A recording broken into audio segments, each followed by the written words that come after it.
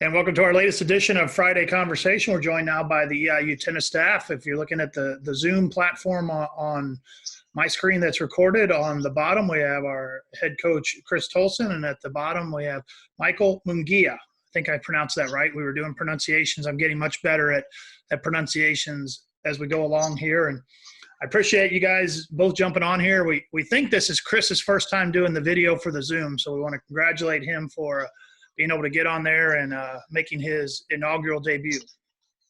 Yes, hello. It's great to be here. So you guys have been doing this. Mike was asking me a little bit about where we were. We've done these now. You guys are one of my last teams to do this. I was aggressive and optimistic when we started that this was only going to be a couple-week pandemic, us being outside the office, and it's stretched into be a little longer than that. And I was doing 2 of these a day or a week, and now we're down to 1 a week. You guys now are, we're through finals. You got through the rest of the semester. I guess kind of talk a little bit about how you guys worked with your teams to finish up the academic year with them not being able to be out there on the courts. Yeah, definitely. We try to stay in as much contact with our team as possible. Michael did a lot of the Zoom calls and things like that. I did a lot of FaceTime and just texting and talking over the phone with everybody on the team. Which kept us quite busy just because, our numbers. We have a huge roster this year, so trying to keep tabs on everybody was a little difficult at first, but Michael doing the Zoom calls and myself just talking to him and on the phone worked out great. We had a good finish of the semester as far as academics go. Now, a lot of times we want to say that tennis is an individual sport. Now, I know it's a team sport, but I would say it's somewhat of individual in the fact that you're out there a lot of times competing by yourself. Some of the team element is not there. But I think that the players, they still crave that team attention and that team dynamic. How have you guys been able to kind of work with them, I guess, individually to kind of bring them into that group dynamic and make sure that connection remained alive? Are you talking during season or? Yeah, just during the last couple weeks here, over during this time, and then we'll get into some of the season stuff in a few minutes. So I actually on the Zoom calls, I kind of past few weeks we kind of dove in more into in-depth conversations. I was doing other Zoom calls like with other coaches from all over the U.S. and getting a few more ideas of how they've been asking certain questions to build a good team dynamic. And one that we did that I found worked very well was the 3 H's, which is who your hero is, what's your highlight, and what's your biggest heartbreak that you went through. And it was actually kind of nice that everybody actually sat down and they wrote down all their answers. So we kind of went through and they made me do it too. So I kind of opened up to them in that way, but it was a good bonding experience where you could see everybody truly trust each other on the team because we did bring in a large group of freshmen. So they all grew throughout the year together. And so we did things like that. And then we also, other weeks, we kind of did pick one thing that you really care that you like about each person on the team. And we went around and just kind of put one person at a time as the center and then just went around and flushed them with compliments and things like that. And then this week coming up, we're going to do our favorite moment for each person all the way through. So I feel like it's a good bonding experience and everybody tends to smile and have a good time. We had a couple tears, so they really opened up, which nothing really builds a team if they're able to cry in front of each other and then get built up that way. So that's something that we were doing. Now, when you guys talk about this, unique for you guys is that you have a men's and a women's team. I've talked to a few of our other staffs that are in a similar situation. When you're dealing with these, both of them are in different stages of what their program is. I'm not aware. I don't think you might maybe lose one young lady from the women's team. So you're going to, due to the fact that she was a senior, can graduate, is going to move on with her professional life. But you lost several, I think, of the guys on the guys team to that situation. So each one of those dynamics that you then talk about, Michael, is maybe a little bit different with each one of your 2 teams. Yeah, for sure. It will be sad with all of our seniors that have left it's always difficult when you have a smaller team technically, and then to lose 5 guys like that. So it'll definitely be something that we'll adjust to as we move forward. But it's part of the sport, you know. You're there for 4 years at most, and then you kind of move on. So as a coach, you kind of get, I guess you don't really get used to people leaving you and things like that, but you understand the growing process of teams move on and change and cultures change and things like that. So it will be a different dynamic, but we did bring in a big group of freshmen this last year on both sides, and they do have a very strong family community sense to them. So moving forward, we're going to have a very solid core of sophomores. So it'll be like this for the next 3 years for sure, and that's kind of a good thing to build off of. So if you laid the foundation right, like we were trying to, is their freshman year, we'll have the culture that we're looking for the next 3, and that's a good thing to have with Eastern. Now, Chris, you talk about the culture there a little bit. You guys, different makeups for both your teams. The women's team, young, but a lot of an American-born players. I don't think, at least off the top of my head, maybe one international team, maybe actually actually at least one international I know about. On the men's side, a lot of young players, a lot of internationals. A few of them, I was telling Mike before we started the call that I've seen a couple of your guys were still, at least through finals, still kind of on campus. How are you dealing with the international guys, knowing that they're going through some maybe some different types of things than, you know, some of your American-born players?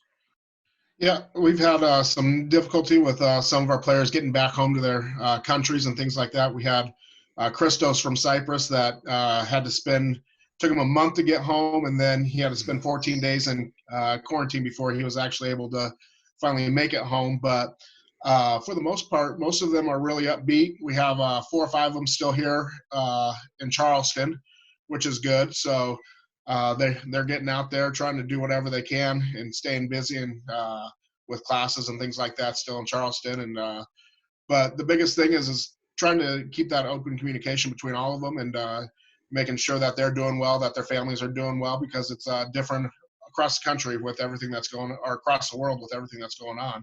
So just trying to make sure that we keep in contact with them all the time and make sure they're doing well, their families are doing well. But everybody's really upbeat about moving forward into the fall season, and hopefully everything works out to where everybody gets back and we're able to play that fall season. Now with tennis, maybe not some of the concerns as with other sports in terms of a lot of close contact. If you're playing singles, the only thing that may get, you know, exchanged between the two players is if, you know, they're using the same ball and it goes from one server to the next. So I guess what have you heard in terms of, have some of your players been able to actually get back out and play a little bit, have a you know, a friend, a brother, a sister that they're able to play with? And then how do they kind of transition into the summer? I guess I'm not completely familiar with how some of our players play during the summer. I'm assuming there are some collegiate type events where they can kind of still have some competition. Yeah, most of our players have gotten back out there and started hitting again. The good thing is that most of the states have opened up tennis courts, at least. They did start a new rule with the USTA where each person's supposed to bring their own tennis balls that they serve with, and then supposedly you're supposed to kick the ball back to the other side. That way, so nobody's touching the tennis balls and getting that cross-contamination or keeping that social distancing around. So they're trying to do some little things like that to make sure that social distancing part is happening. But there's a lot of college tournaments that are happening across the United States during the summer. They're the ITA Summer Series. So hopefully they will keep a few of those. I know they've canceled some of the first ones that start late June, but hopefully our players are able to compete in those along with the rest of the college tennis athletes across the country. So hopefully those will happen in July. And the biggest thing is them getting on court, trying to just work on a few things that we've told them that we've been working on for the past couple months or before we got cut off. But things that we've been working on, and hopefully they come back a little bit stronger. They come back a little bit smarter on court wise. And if that's the case, then we have a good chance to be pretty good in the future. Now, is that to kind of go off of that? Is that somewhat similar if they were able to get back on the court and play some of these tournaments in July? Does that give them, some sense of normalcy? Is that traditionally kind of what some of these players would have been doing during the summers if they decided to play some tennis? Absolutely. That's getting as close to normal as possible. Usually there's a lot of different tournaments that happen in the U.S. with the ITA, and then a lot of players overseas get together with their friends that are playing at different colleges and things like that, and do a lot of hitting. But for the most part, most of our players have gotten back to as about as normal as possible hitting-wise, and doing that kind of thing, getting back on the court. But that's happened within the last 10 days. Now, this time of the year, I know you guys have both gone back home and been able to be around some family right now, both on the West Coast and every part of the country going through some things a little bit differently. A lot of times during the summer, I think you guys would try to hit some of these high school tournaments, these semi-pro type events that, for lack of a better term, I'm not sure the juniors maybe circuit, and see some of these players. How has this changed recruiting for you guys? I know you may not have a lot of spots available on your roster next year, but this will be a good time even to look at kids that are juniors for 2 years from now. It's definitely with our recruiting class last year, it's definitely helped us out a lot. Having a large roster and having them learn the season and things like that. So we don't have many spots on our roster, so we don't have a ton of recruiting technically coming in for a ton of players coming in this year. So staying busy last year definitely helped us out with that. There's not a lot of junior tournaments that are happening this summer where we can go out and do a lot of recruiting this year because the USTA has pretty much put a stop to tournaments almost until August.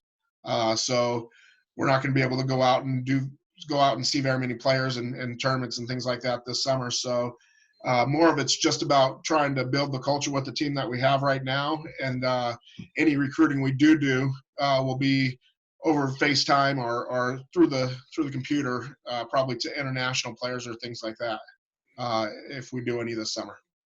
Now, I know you guys were both in Charleston for a period of the school year until we got close to finals, and then have since, like we said, gone back to the West Coast to be around your families for a little bit of time, and you can do the remote work from there, which is a little bit different than some other things. What is the thing that you're most looking forward to being able to do?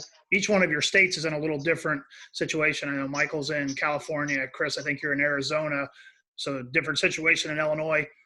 What are you guys looking forward to being allowed to do there that maybe you haven't been able to do for the last 2 months?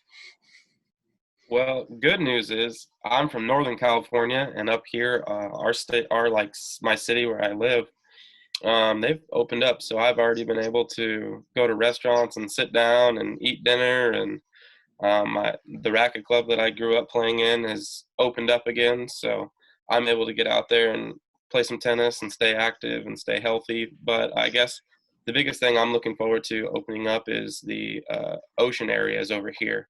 All the ocean areas are still pretty much locked down when it comes to, so it's interesting how it works, where it's locked down for parking, but if you have a residence over here, then you can walk to the beaches, but it's kind of a long walk and things like that. But so it'll be nice to actually be able to enjoy some of the California summer weather at the ocean and things like that. But I'm grateful that my town has been progressing forward, and we had no cases for like the last month, so that was a positive. And so things are pretty good for me actually right now, with being able to eat out again and play tennis and walk around. So.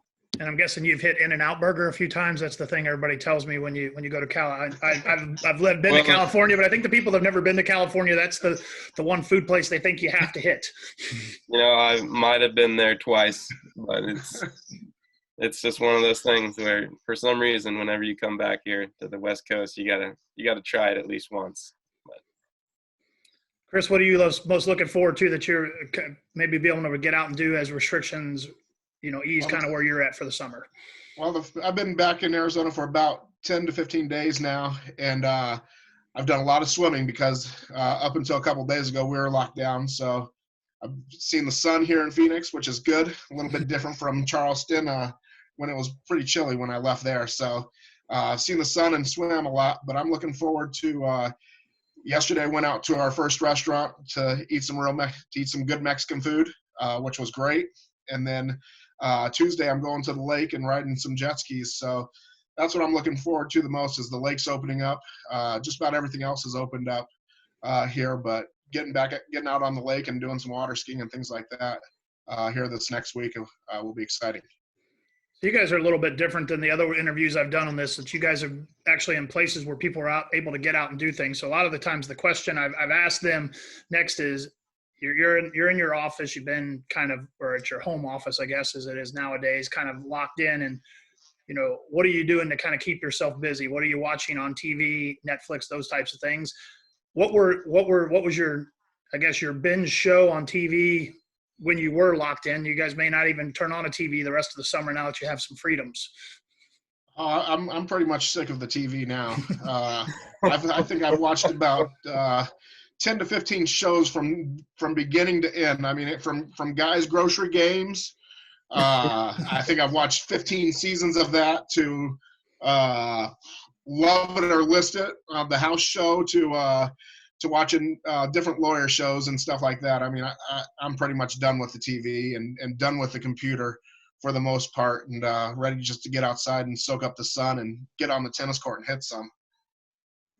I guess for me, I try to stay active and be outside and walk around as much as possible. But I guess the two shows that I've been watching, I watched the Tiger King series. That was something else from start to finish. But this year it was interesting to watch The Voice from start to finish, how they transitioned halfway through the show to doing all of their voice performances at their own homes with their own kind of recording room set up. So that was an interesting thing.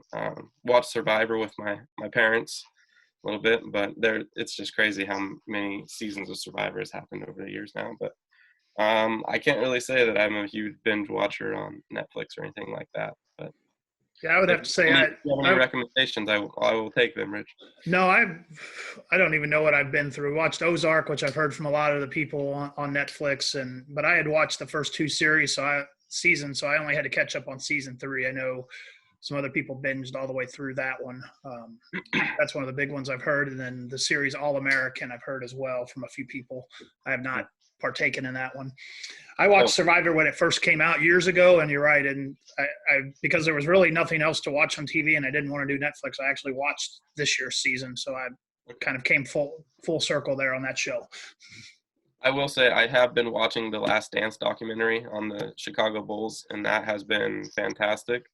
I have one episode left, but I definitely recommend everybody to watch that if you're a fan of sports at all. Even if you don't like basketball, it was really unique to watch that, and I enjoyed it quite a bit.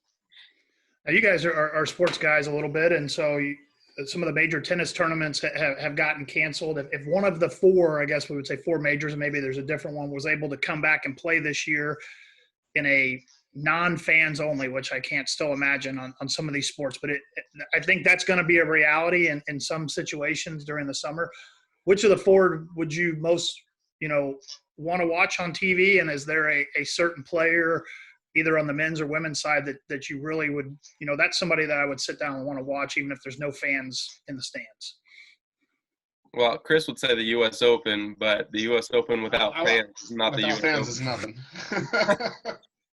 I was just going to say that. Yeah.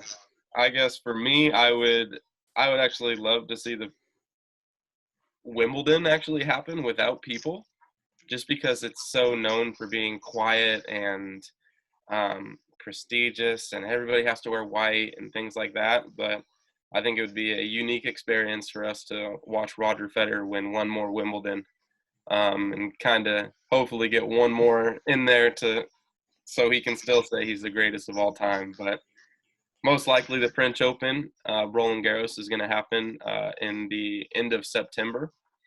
And that's the clay court tournament that's played in France. And good chance Nadal is going to win one more there, and he'll catch Federer for the most Grand Slams of all time. And it'll be interesting to see how it all unfolds. But I guess I would prefer Wimbledon and Federer to get the job done than the other 4 Grand Slams. I saw Chris's look on Federer, so I'm going to guess that's not his guy. Well, I like the older Americans and things like that. But Federer is probably the greatest of all time. But I've become a recent fan of Nadal as he's gotten older and the things that he's able to do and just the heart that he displays on court and his effort have kind of turned me over the last couple of years to be a fan of his. So but I agree with Michael. If right now, if there's no fans and things like that, I think I'd like to see probably Wimbledon. But if there is fans, there's no tournament that beats the U.S. Open and the feeling that you get there at nighttime with the fans and things like that. So that's probably the most exciting event. So hopefully, if they do have the U.S. Open at some point at the end of this year, they're able to be a few fans or something like that. Hopefully, to get back to a little bit of normalcy and. But that's my favorite. That's my favorite Open is the U.S. Open. And then kind of staying on the sports topic here, I think I saw the governors for both your states, and I might be mistaken on one of them, have kind of encouraged pro sports to maybe come back sometime this summer. If one of the 4 major sports leagues could come back for you guys to watch, even without fans, what's the league that you maybe would most like to see come back, and who's kind of your team in that league to watch? Go ahead, Chris. For me, during the summer, you definitely have to have baseball just because they play every single day. And during the summer, you need some, without having the team around, without doing different things, you got to have something going on every day. So I would like to see baseball get started pretty quickly here in Arizona. Our governor here has opened up so sports teams could be here. I was actually kind of hoping early on during this thing that they were talking about all the baseball teams playing out of here for where they have spring training at here in Arizona, which I thought would have been pretty cool. And if they would start opening things up a little bit, maybe I'd be able to go to a ton of games or something possibly. But I would like baseball to open up, and it's all about the Arizona Diamondbacks. And hopefully we can get another World Series here at some point because we need something good to happen here in Arizona with sports. Not very much. If you're watching The Last Dance, that's the reason why I haven't watched it yet is because I have a sore spot because that team beat my '93 Suns. So I'm still a little sore about that and not sure if I want to watch The Last Dance just because it was heartbreaking. Is that the Tom Chambers, Dan Marley team in '93? Tom Chambers, Dan Marley, Charles Barkley, just an incredible team. But just not came up good a little enough bit short. I guess for me, I'm not a huge baseball fan on TV. It's just not my favorite to watch baseball, but I'd probably say I watch more football than other sports on TV. But tennis first, and then probably football after that. I watch a lot of tennis. Chris can vouch for that. Yeah, but tennis is about 5th on my list to watch. That's fine on that.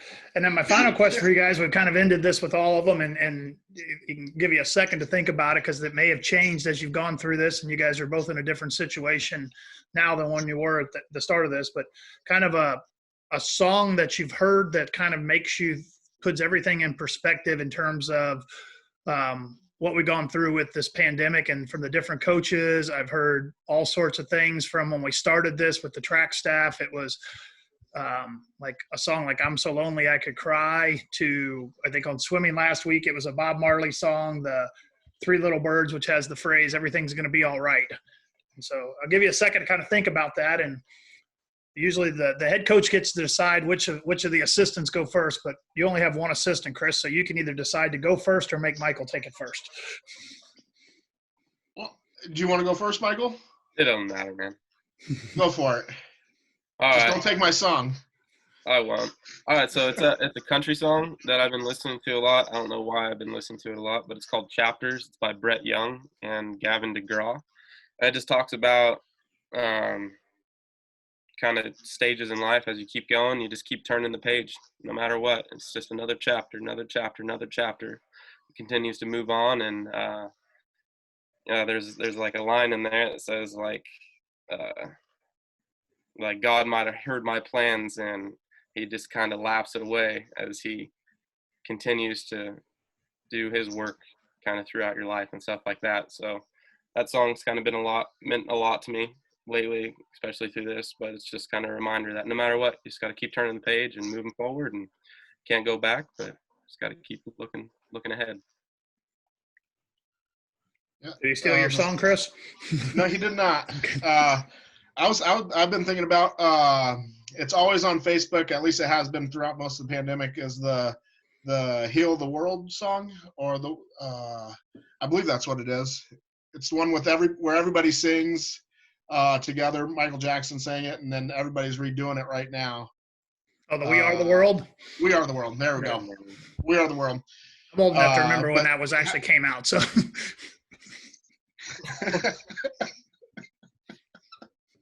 I think I'm just under that to where when it first came out. But yeah, just listen to that song and where we are in the world right now and things like that, and just definitely praying for our kids' safety and for our kids to stay healthy and our families to stay healthy. But it's more than that. It's just everybody to stay healthy and come together during this time and come out of this stronger and better, hopefully. So that's what I'd like to see. Okay, well, I appreciate you guys' time. I hope that you both have an enjoyable summer, and since you're able to evidently get out there and do some things that maybe we aren't here in Illinois for a little while, and hopefully you'll be able to get back out it sounds like Chris is already in the water. Hopefully Mike will be able to get in the water here sometime in the next couple weeks, and then everything will kind of hopefully return to normal as you guys try to get your kids back here on the tennis court in August. Yeah, sounds good. We're definitely excited about getting back out on the court and getting back to school this fall. All right, we appreciate your time. Thanks, guys. Have a good weekend. Thank you. Same to you.